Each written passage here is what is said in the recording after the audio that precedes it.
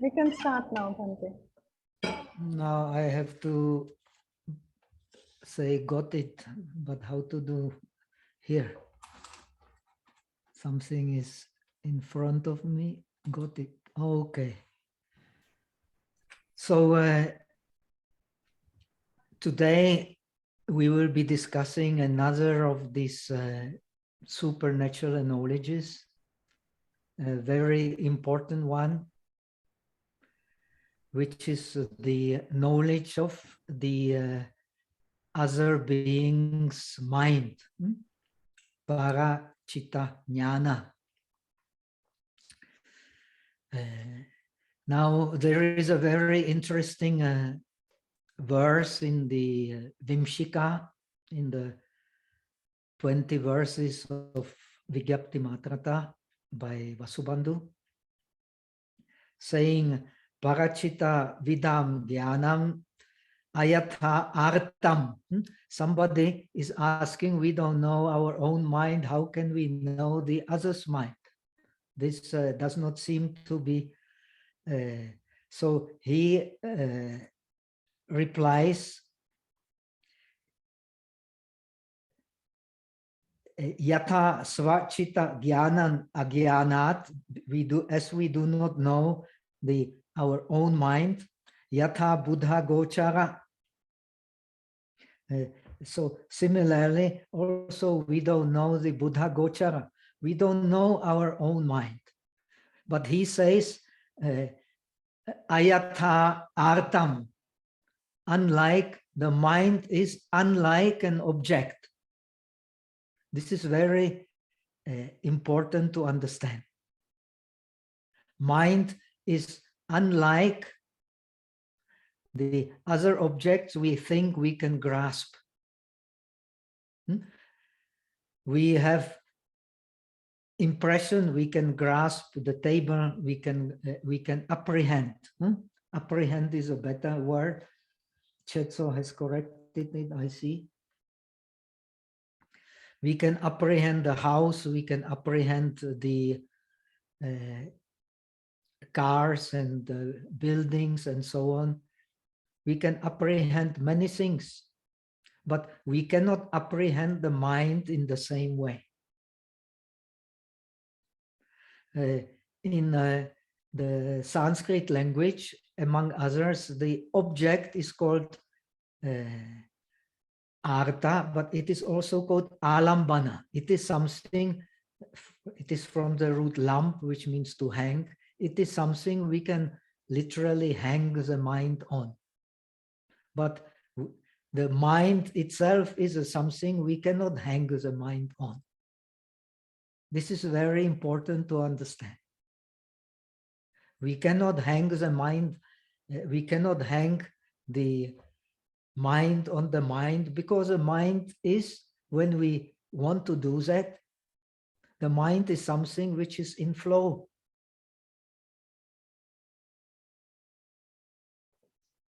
The flow itself is the nature of the mind. As soon as the mind apprehends an object, it is in flow. When it does not apprehend an object, we do not see that flow. So in that case, the mind seems to be something we can grasp, but that also is an illusion. Because in Buddhism, the cause of the mind of arising of the mind is an object. When in absence of the object, where is the mind? This is the mystery of the mind.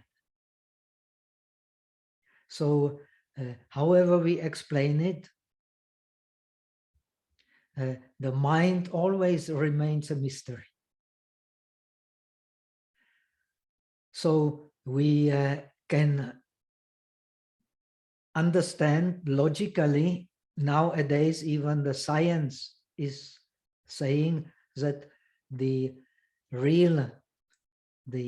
form is flux, is a movement.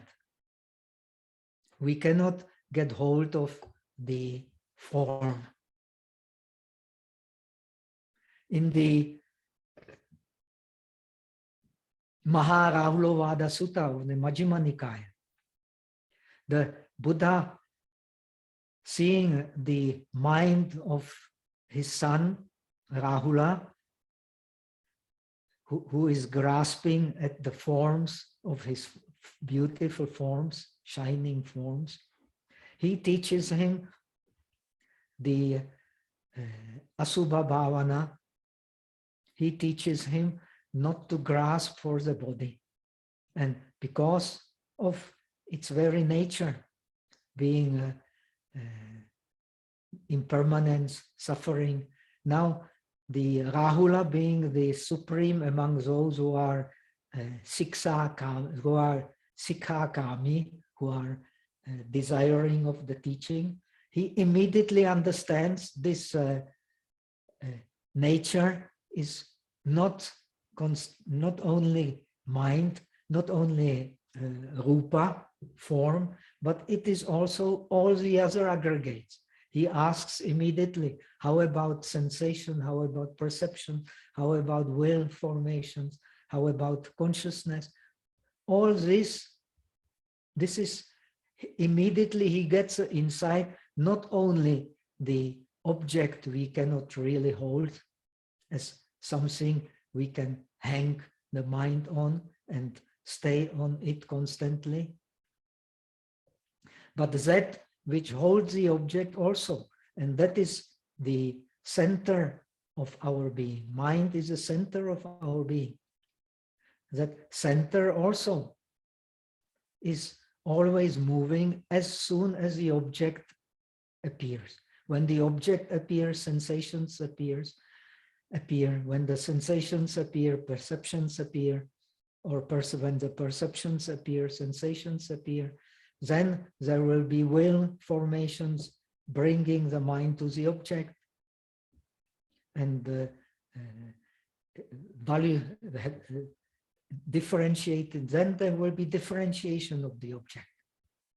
When the mental formations brings the mind to the object, then only the mind can differentiate the object. So mind, as we know it, and we can only know it when we relate it to the object, is something we cannot grasp. It is a flow. It is the very nature of the mind, is a flow.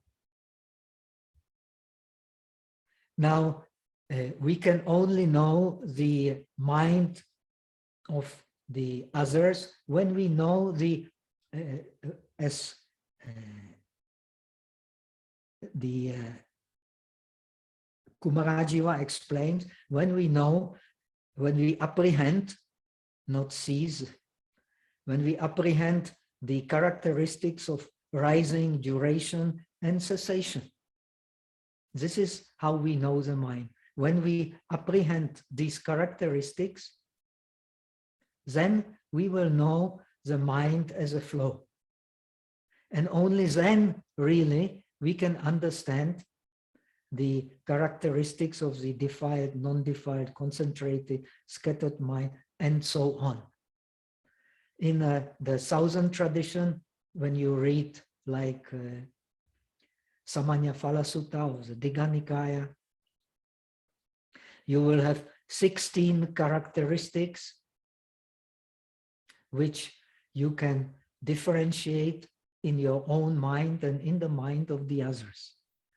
The Saraga Chitta, Viraga Chitta, the mind with Raga, the mind with Dosa, and without Dosa, with Moha, without Moha, Sankhita, Vikita, the concentrated mind, the scattered mind, the mind which is Mahagata, that means which has become great, that is the subtle mind of the Rupa and Arupa sphere. Then Sautara, the mind which can be surpassed, that is the mind of the Kama Dhatu, of the sphere of perception dominated by senses, can be surpassed by the Rupa Dhatu, my mind concerned with the perception of the subtle forms, and so on. So we evaluate the mind in this way. Is it samahita? Is it with samadhi, or is it without samadhi? Is it vimuta, or is it liberated? Here, of course, liberated is liberated in the worldly sense, liberated of the 5 hindrances which we have described in the beginning. Because liberated in true sense, when it is mind of an arahat, the mind of Buddha, you cannot grasp, you cannot apprehend. That is a mystery of the mind. We can apprehend only the mind in relation to the object and in reaction to the objects. And that mind which apprehends the object and which reacts to the object, that mind we can analyze. But that mind is purely a flow. This is very important to understand, and so much misunderstanding about this.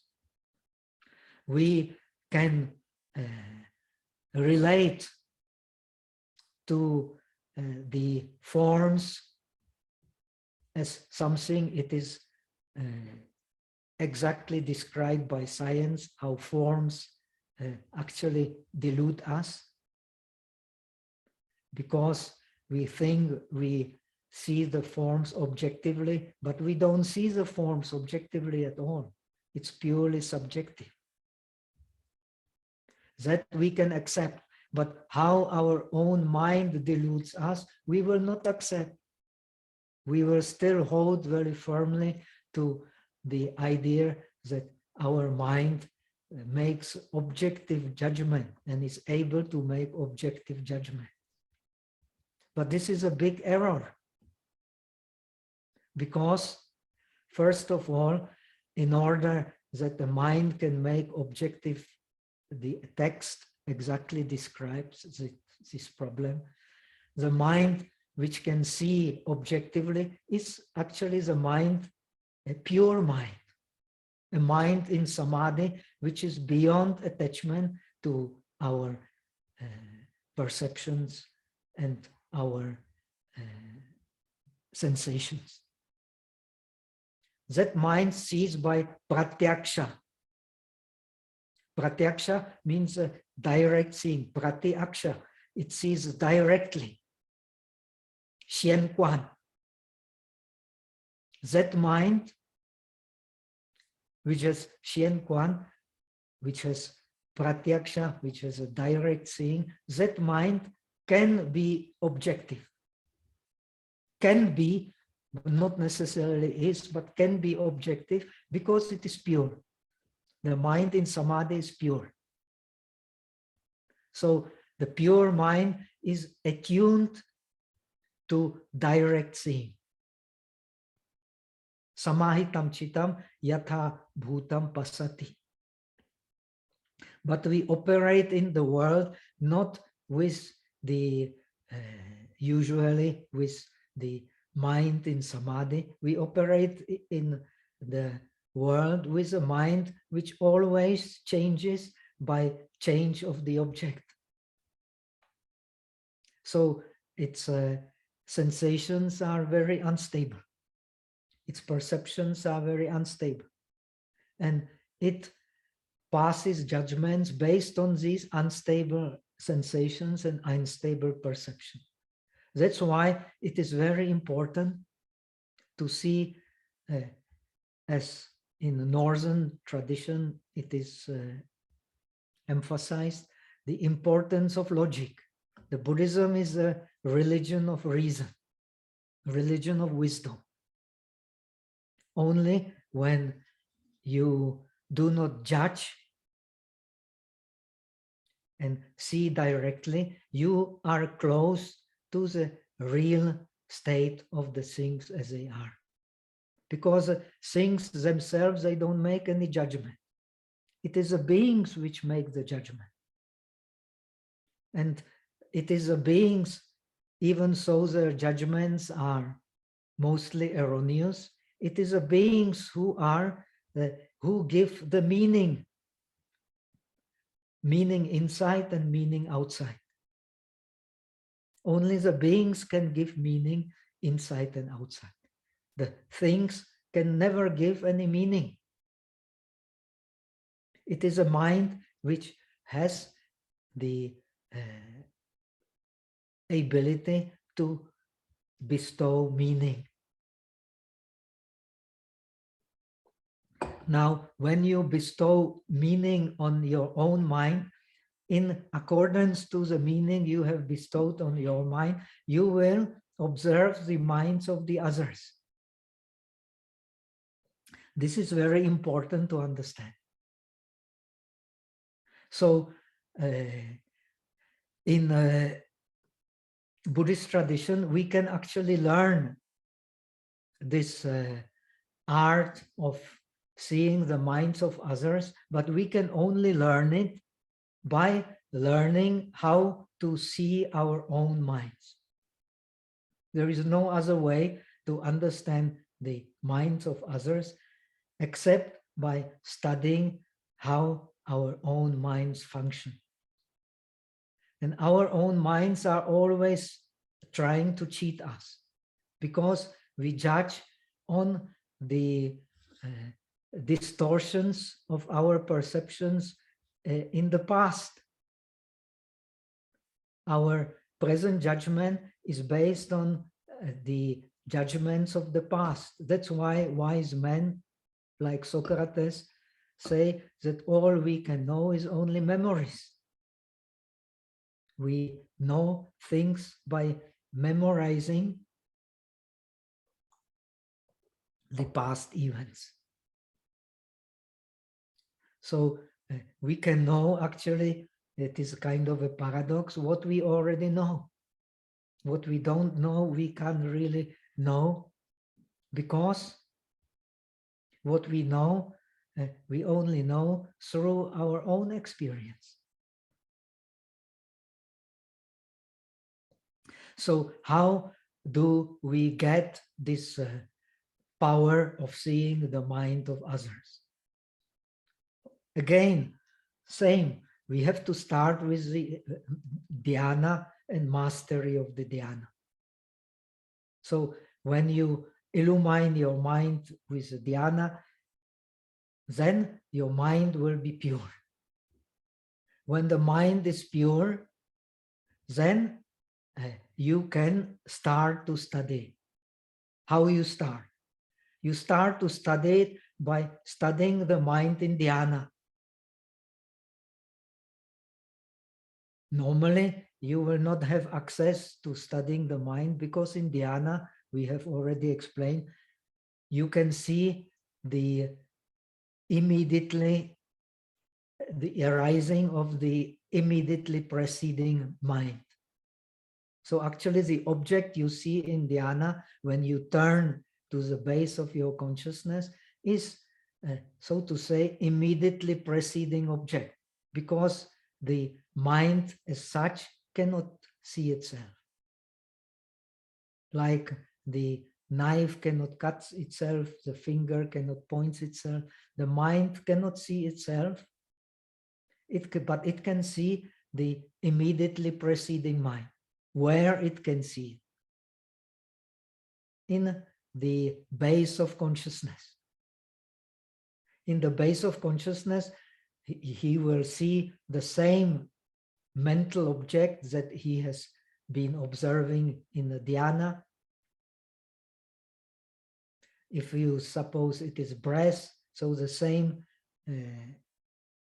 sign of the breath you have been observing under your nose, you will be able, when it is stabilized as a mental object, you will be able to see at the base of your consciousness. However you call it, bhavanga or alaya. When you will see it, you will be able to identify the causes of the dhyana. We have described them minutely, the vitarka, the applied attention, sustained attention, the rapture, the happiness, and the one-pointedness of mind, which is a base of dhyana. Without that base, no question of dhyana. So you will see them very clearly because they are the forces determining the mind. When you see them, then you use the pattern, Abhidharma pattern. It can be a different pattern. This is so fascinating because once you learn one pattern, you can also learn the other patterns, how to investigate the mind. When you put one pattern into the mind, you will see according to that pattern. If you put another pattern into the mind, you will see according to that other pattern. So it is not so much that one pattern is right, another pattern is wrong. The Sarvastivada is right in pointing out so many mental factors. The Theravada is right, 47 is right, 51 is right. Which one is right? The one you are taught by the teacher, experienced teacher who could use them in a logical and clear way and in a practical way. We have explained in the Southern tradition, the mind is analyzed in a practical way to understand what makes the mind kusala and what makes the mind akusala. The logic is not so important. Important is you get a clear grasp of the mind on the base of kusala and akusala, and you purify the mind by practicing the kusala. So it's a purely practical understanding. In Northern Buddhism, emphasizes logic.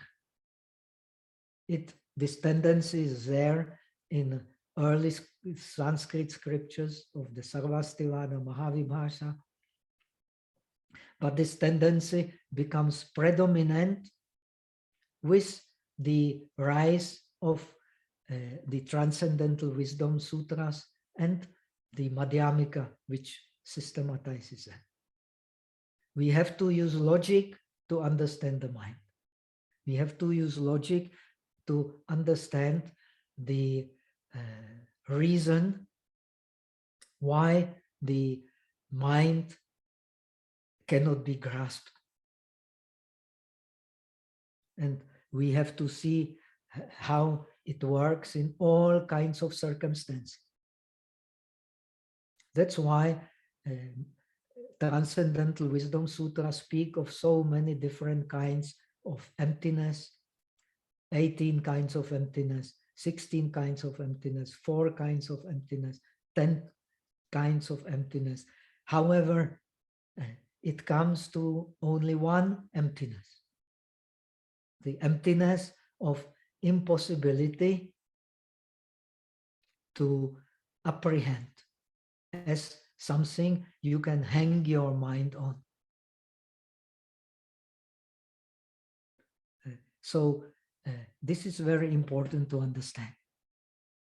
When you investigate the flow of your own mind, you can investigate also the flow of the minds of others. If you don't investigate the flow of your mind, then your investigation of the flow of mind of others will be completely dominated by your subjective perception, connected with subjective likings and dislikings. So in order to be objective, it is kind of a paradox. We have to put a system into the mind. But this system is only skillful means. This is very clearly explained in the Mahayana scriptures, but it is not so clear in the scriptures of the disciples. These divisions of the mind into mental factors and the classification of the mental factors is very, very useful, but it is just a skillful means for understanding the mind. It cannot be completely objective. It does not mean that one is clear and other is not clear. The other is clear because they actually see this in samadhi. It is not that they don't see it. They see it with a clear mind, but they see it because they are taught to see it in this way. So all this, from the point of view of the Madhyamika, all this is just skillful means. So in fact, all Buddha's teachings are just skillful means. This is taught in the sutras of the Shravakas also. The Dharma is just a raft to take us to the other shore beyond suffering. This is a function of the Dharma, and we definitely need it, because unless we use it, we will not get there. But it is only skillful means, nothing more. That which is nirvana, whether it is mind or not mind, whether it is existence or not existence, whether it is good or beyond good, all this is, discussing all this is just the skillful means to bring you closer to understanding of how things work, how the mind works, because the things work according to how we manage our mind. This is clearly explained in Buddhism. Sama panihitam chitam. The mind has to be placed correctly, then all good things will come. When the mind is not placed correctly on the object, then we cannot expect all good things to come. There will be always turmoils. So this is the importance of bringing wisdom into the understanding of the mind. In order to bring wisdom into the understanding of the mind, we have to bring a certain order into our investigation. Without that order, without the understanding of the aggregates, without the understanding of the ayatanas, of the dhatus, of the mental factors, of the Four Noble Truths, and so on, then we don't get actually the real skillful means to get into the mystery of the mind. To get into the mystery of the mind, these are the skillful means which must be used, but they are the skillful means. When we understand them in our own mind, we will understand them in the mind of the others. But the condition for doing that is, as Kumarajiva clearly explains, is the purity of the mind.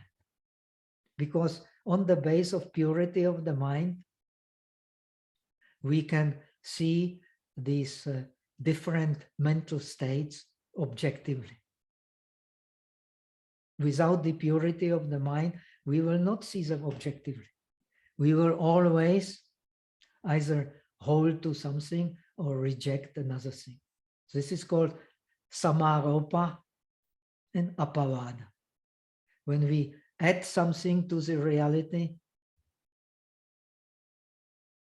then we are, so to say, indirectly connected with the eternalistic view. When we take something away from the reality, we are connected with the nihilistic view. And actually, we always do it because we bring to the things of the world insight and outside, first outside, because it is easier to be understood, but key is in inside. In inside also we will not find, just like in outside, we will not find anything we can really hang the mind on. That is a great mystery of the mind. And on the base of this mystery of the mind, we can understand our own mind, and we can understand the mind of the others. By how does one study in Burmese tradition? How does one study after mastering, of course, as we have said, the shamatha and vipassana to a certain extent? How does one study the mind of the others? First, by investigating one's own mind. Then one just plays with the mind. One gives rise to the object one dislike, and one watches the mental factors that appear in the mind, because one has investigated them. One has a pattern how to investigate them. One has learned with the help of the pure mind. One has learned to see how many mental factors connected with each and every wholesome mind, kusala chitta, whether in the kama dhatu or in rupa dhatu. How these, when the object changes, how they also change. All this one can learn very easily. When one understands one's own mind, then one can apply it to the minds of the others. If one does not understand one's own mind on the base of this purity of dhyana, then one will always have and always be under the power of one's own subjective perceptions based on subjective sensations. So when one, the text explains, when one sees the different appearances of sentient being as objects of his contemplation, objects of his contemplation, they are not real objects, because he cannot really hold them, grasp them. He has to let them go, let them pass through without grasping at them. Then he can understand them. Then, because they make impression in his mind, then he will see on the base of that impression. He has a clear impression in himself, then he can see this clear impression in the mind of others. The Visuddhimagga explains there is a conventional way of seeing the mind of others, and there is the, so to say, the Paramartha way, or Paramartha from the point of view of the Shravaka, of seeing the mind of others. What is the conventional way? To see the color of blood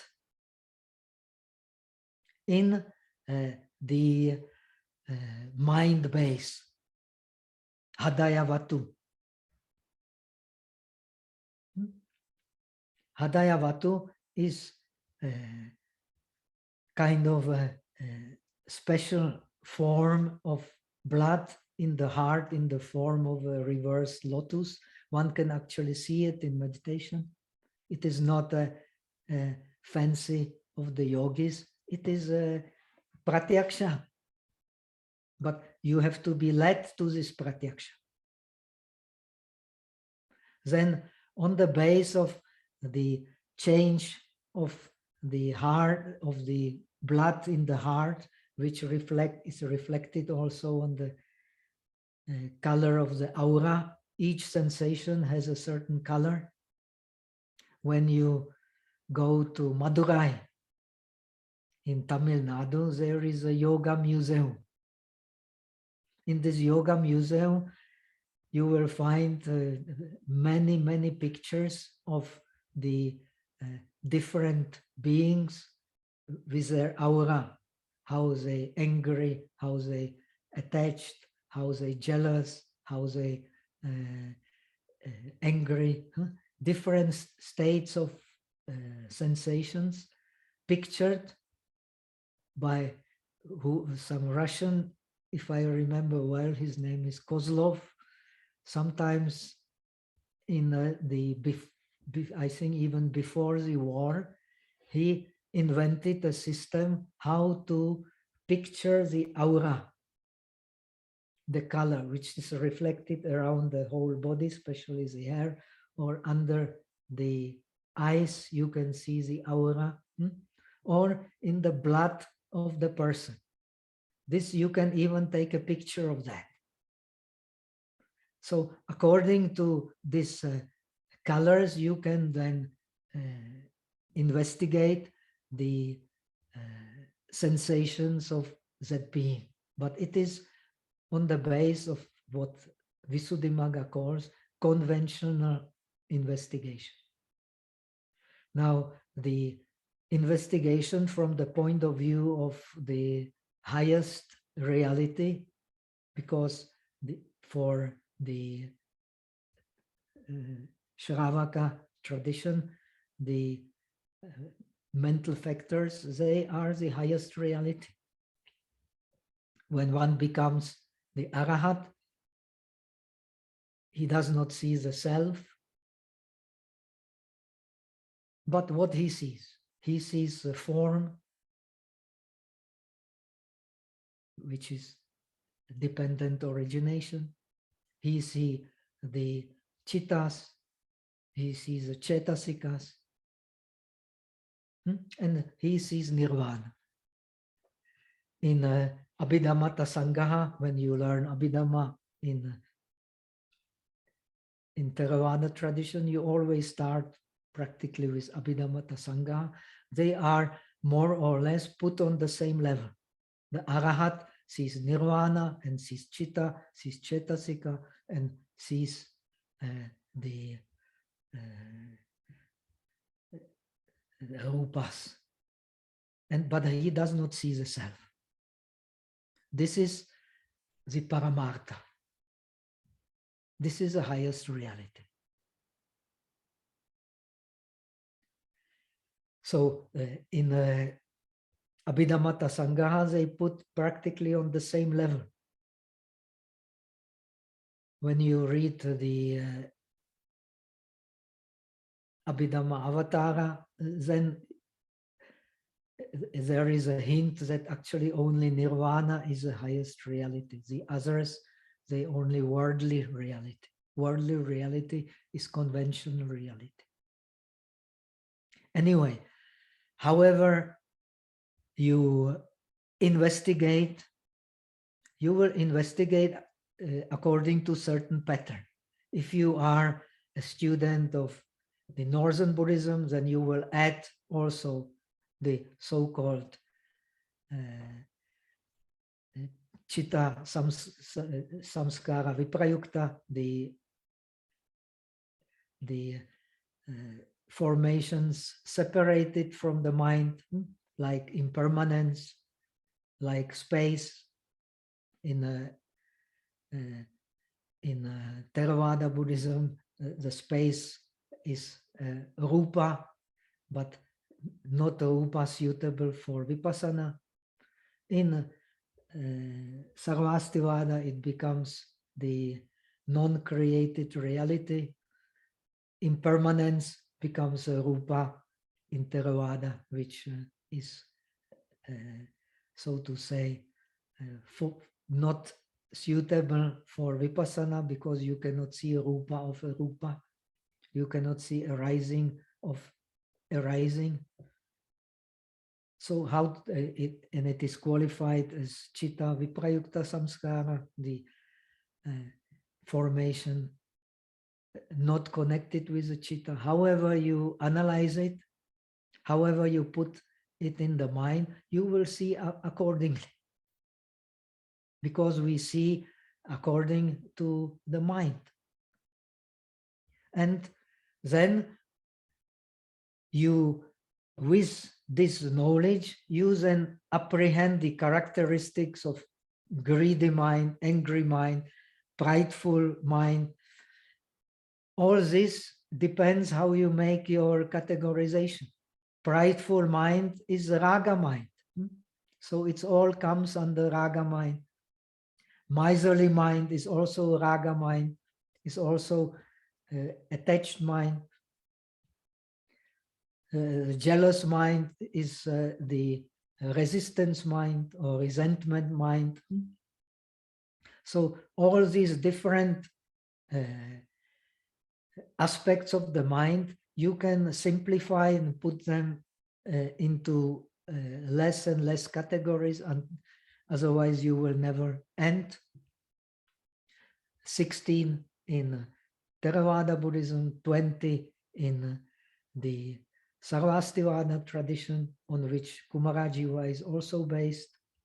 And you investigate in yourself and you investigate in others. How you investigate in yourself? You remember the object you have been attached to, and you play like an actor on the stage. You let the raga mind, the mind of attachment, arise on the base of that object. Then you visualize a person you have disliked, and you let the dosa mind or resistance mind arise. And similarly, you experiment with other states of mind like an actor on the stage. You play with these mental factors, letting them arise. But because you are concentrated and you are in the state of balance, so your mind, because you can only do it in the state of balance, in the samadhi mind, your mind sees these different minds arising, but it is not attached to them. So it can see them directly without judgments.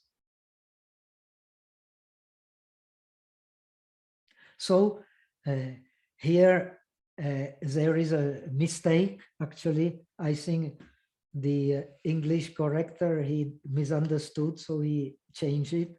The actually the text says, I have the corrected version here, not time, but Buddha is like my mind. When the mind arises, lasts, and disappears, he does the same.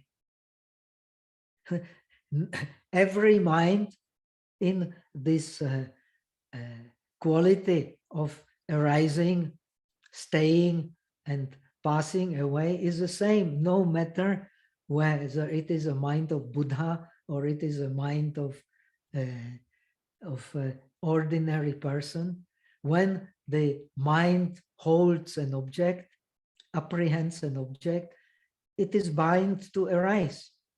And what apprehends the object as something, then it is bound to disappear. So in this aspect, all minds are the same. The difference is only in the wisdom of the Buddha,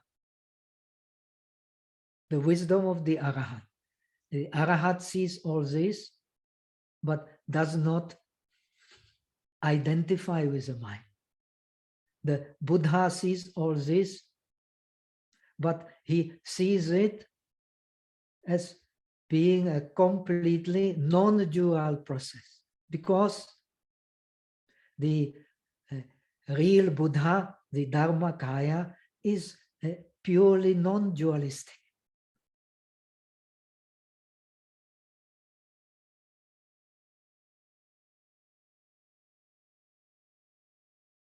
And this non-dualism of the mind is also, as far as Madhyamika is concerned, is also only emptiness. There cannot be anything but emptiness. This is very important to understand. And this is the logic of Madhyamika. How can there be anything except emptiness? Because whether the mind is erosion or not erosion, it is emptiness. It is emptiness because it cannot be reached, aprapya.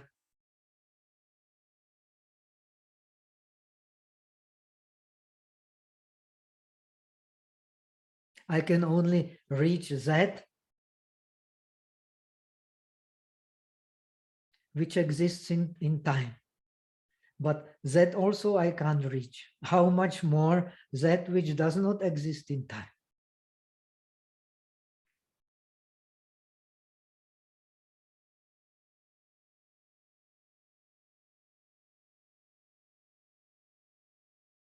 So when I know what I can know is the objects of the mind. And when I know the objects of my own mind, I also know the objects of the mind of others. Why? Because these objects, they have made an impression on my mind.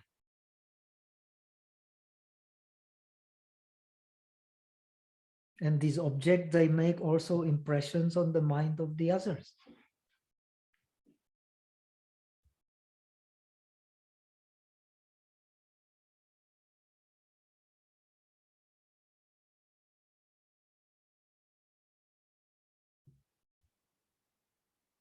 So now there comes a comparison. At the time, he just sees the minds and mental factors of others, like one with clear sight observes fish in the limpid water. In the Samanya Phala Sutta, which explains also how to practice the knowledge of the mind of the other, it is compared to a young man seeing in a limpid water the image of his own face, and he investigates if it's sakanika or nikanika. Sakanika means if it has some pimples on the face or if it has no pimples of the face. So similarly,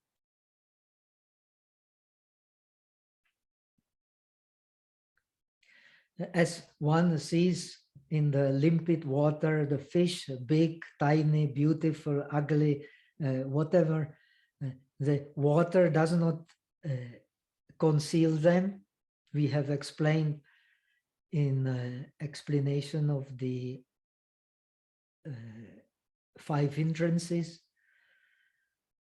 Clearing the mind from the 5 hindrances is like clearing the gold from impure substances, or like clearing the water so that the bottom of the water can be seen.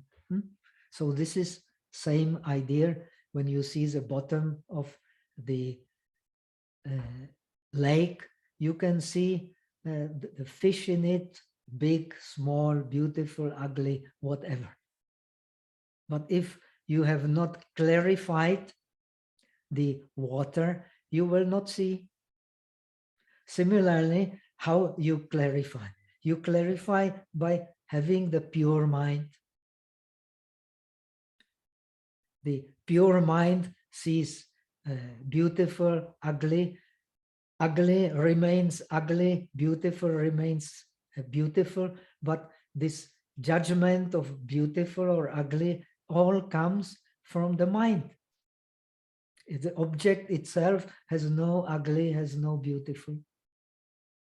But it does not mean it is not ugly or it is not beautiful. It is ugly and beautiful in comparison, dependent origination. And dependent origination does not belong to anyone. And that is Dharma. The Dharma is beyond the differentiation. This is precisely what Kumarajiva wants to teach us. We beings are the agents of differentiations, but the objects are without the differentiation. We are the agents of differentiation, but when we are aware of being the agents of differentiation, then we can differentiate without holding to these differentiations. But when we see clearly that we are the true agents of the differentiations, and that this agent is the true and the differentiations are the true, we get into the trouble. The whole suffering starts here.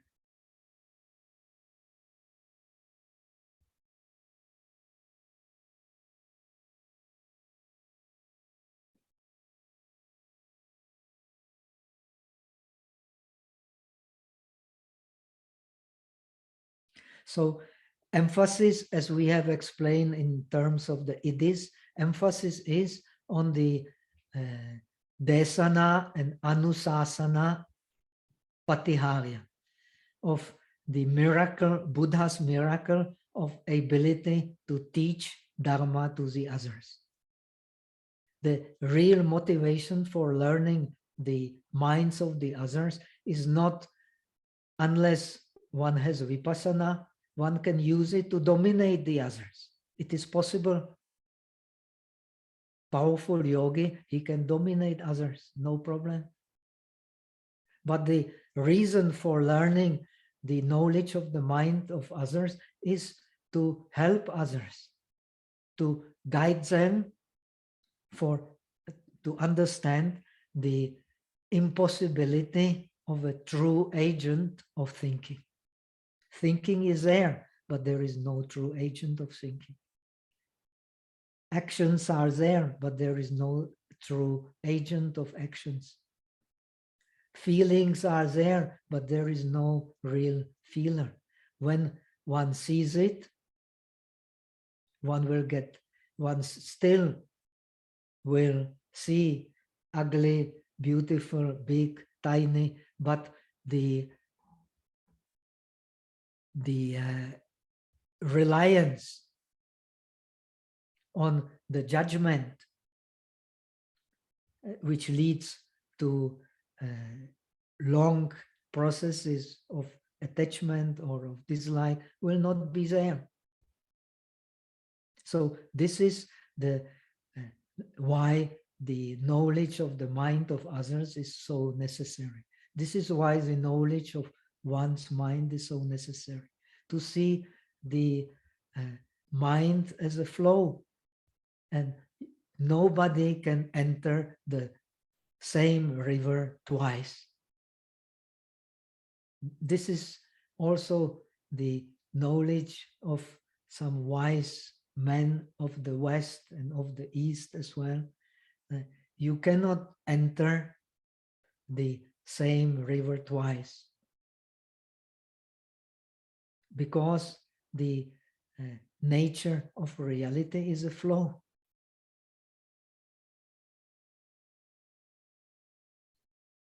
So Kumarajiva points out, as he knows the purity of his own mind, he also understands that the mind of sentient beings can be pure. This especially emphasized in the Mahayana tradition, which to great extent is based on the idea of innate purity of the mind. Innate purity of the mind is not something that you can hold but it is something which belongs to the Buddha's reality, the reality of the beings themselves. Due to this reality, the Mahayana Sutras teach, we can attain the state of Arahat. We can attain the state of Buddhahood. Because if there was not this seat of purity, what would be attained? So why we should not be too attached? Why we should not be too angry? Because of the Buddha nature. And Kumarajiva, in a way, he is leading us to similar understanding. By understanding the unreality of mind that can be grasped, we understand also the purity of the mind. This is the teaching of the Transcendental Wisdom Sutras. The Transcendental Wisdom Sutras are teaching precisely that. It is the original nirvana. The original nirvana is in the mind of all beings. And this original nirvana is the purity of the mind in all beings, or the potential of the purity of minds in all beings. If this potential was not there, according to many Mahayana sutras, the possibility of attaining Buddhahood would also not be there. So the mind is like a clear mirror reflecting the original forms of objects, whether short or long, square, round, gross, subtle, without adding or removing anything. Adding anything because we believe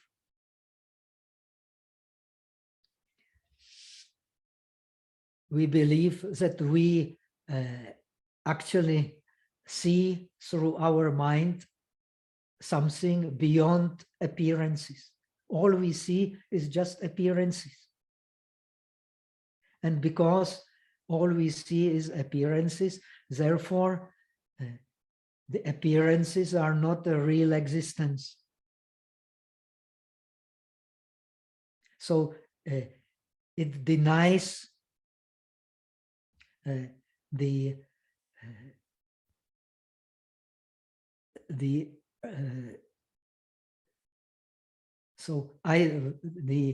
idea of appearances, because we only see appearances,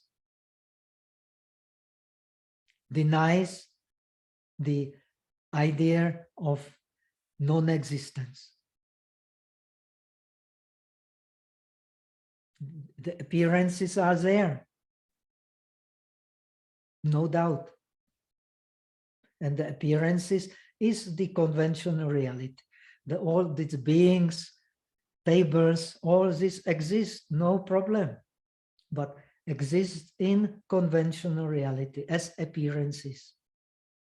This is precisely what is behind these ideas.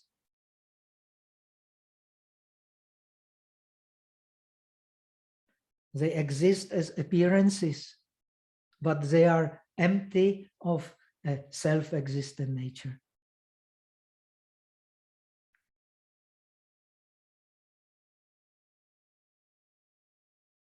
And this denies the existence. So the reality is beyond the grasping of existence and non-existence. We grasp to existence because we add something to reality. We grasp for non-existence because we take away something from reality. So this is where the importance of the wisdom and the logic of wisdom comes in. This is the transcendental wisdom. the Kumarajiva is the one who has been propagating this transcendental wisdom logic in China.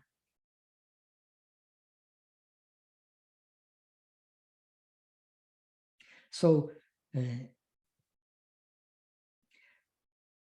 Kumarajiva asks, how is this possible? Even so, a mirror does not differentiate. Nevertheless, it can reveal the forms of objects because of its purity. So this is the guide of meditation.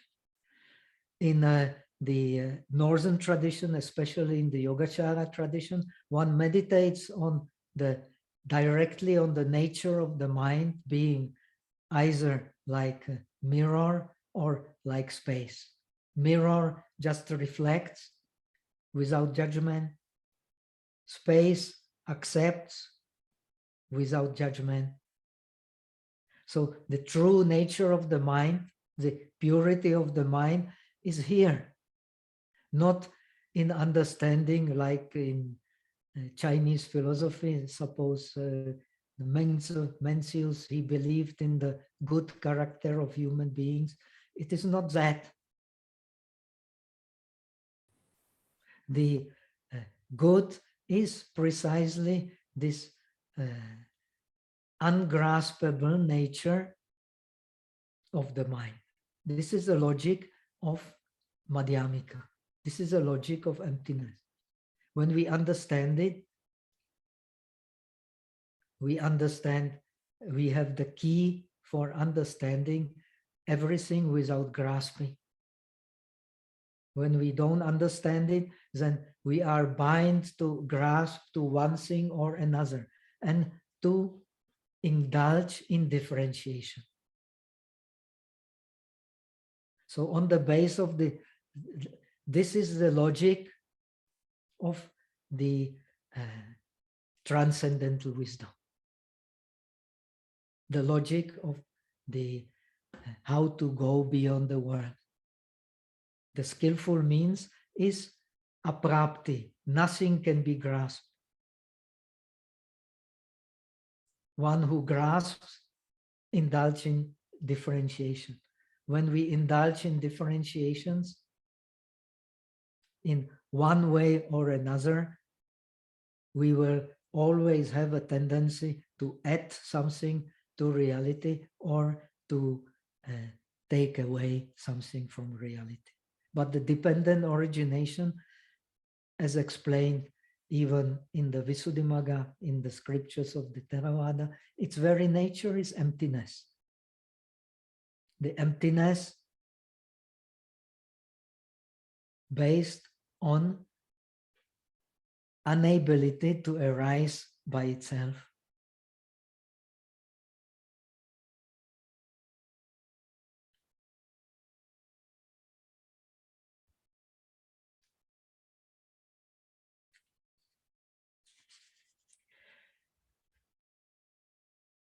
So to make this short, the rest is just explaining how to use this knowledge of the mind of the others to guide the beings away from suffering. This is the aim of practicing the knowledge of the mind of others. So he will teach those who aspire for individual liberation. He will teach them, like the Buddha, way to get individual liberation. Those who aspire to the attainment of Buddha for himself, he will teach them. Those who aspire for, anyway, those Pratyeka Buddhas did not exist at the time of Buddha. They exist in the time when Buddha is not here. But anyway, they become enlightened with their own effort, not by the teachings.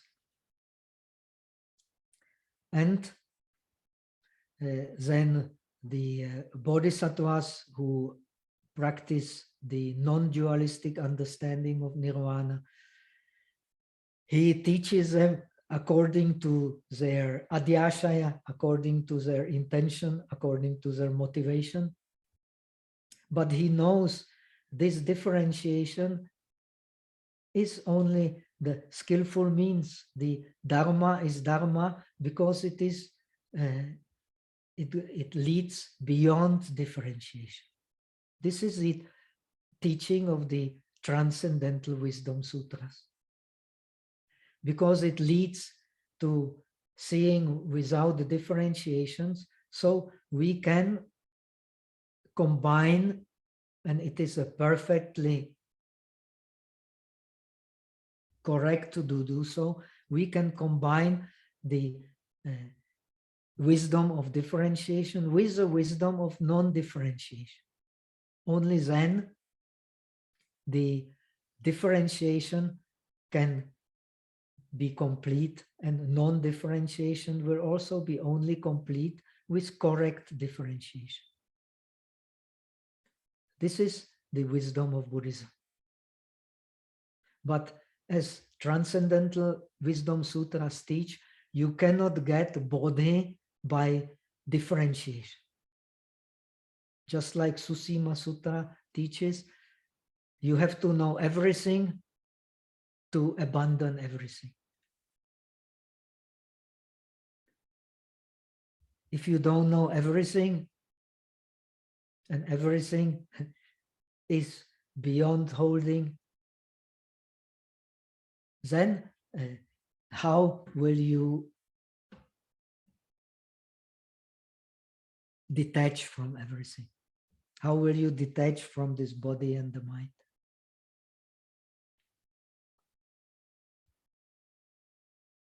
So in this way, it is explained, if one investigates one's own mind and the mind of others, one does not spoil the Dharma nature. This is very important. He knows thoroughly the mental conduct of beings, knowing how to use his own mind. He also knows how the others should use their own minds.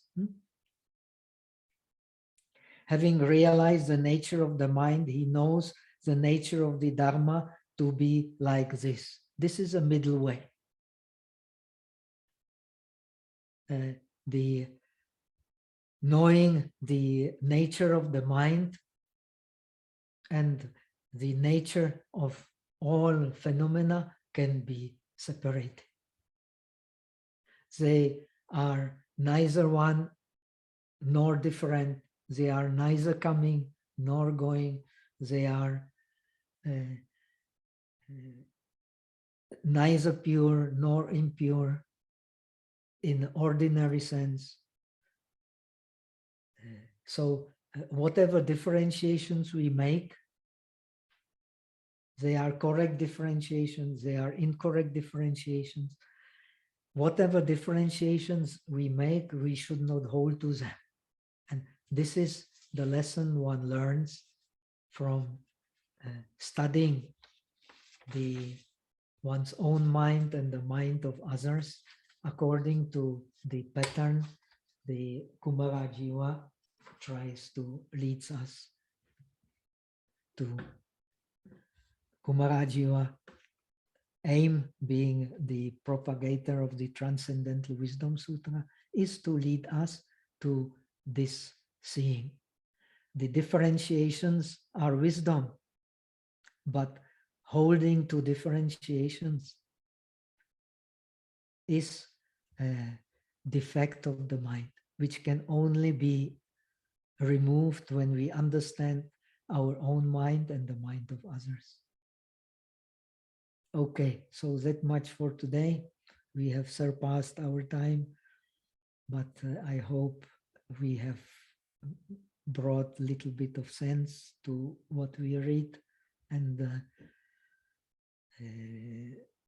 next week we will start with another important aspect of supernatural knowledge, which is extremely important for understanding Buddhism, the knowledge of the Pubbe Nivasa, of our previous dwellings in previous lives.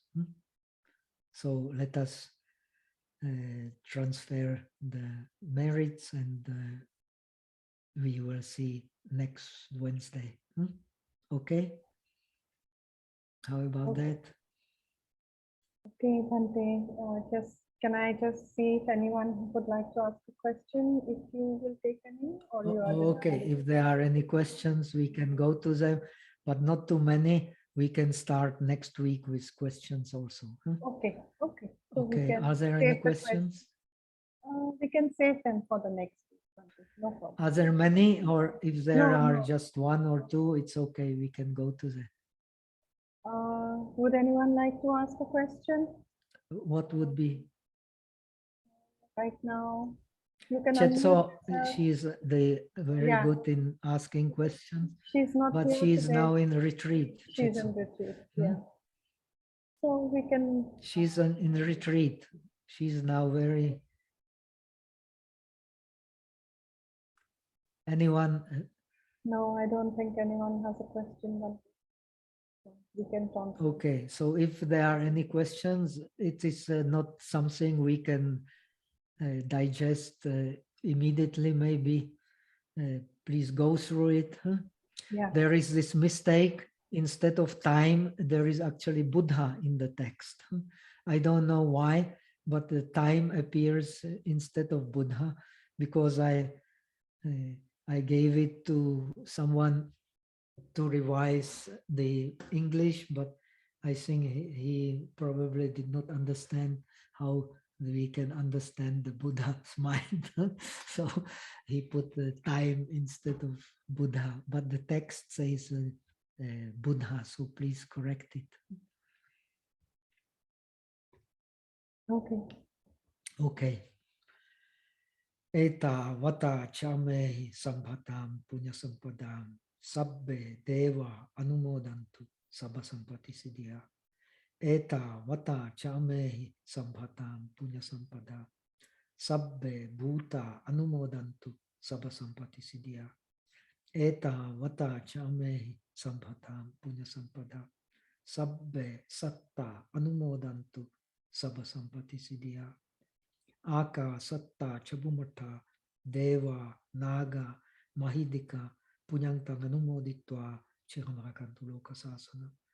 Aka satta chabumata deva naga mahidika punyantang anumoditva chiramarakantu desana. Aka satta chabumata deva naga mahidika punyantang anumoditva chiramarakantu tumampara. Devo vasatu kalene sasa sampati hotucha pito bhavatu lokocha raja bhavatu dhammiko. Sadhu, sadhu, sadhu. Okay. Thank you very much. So see you next Wednesday.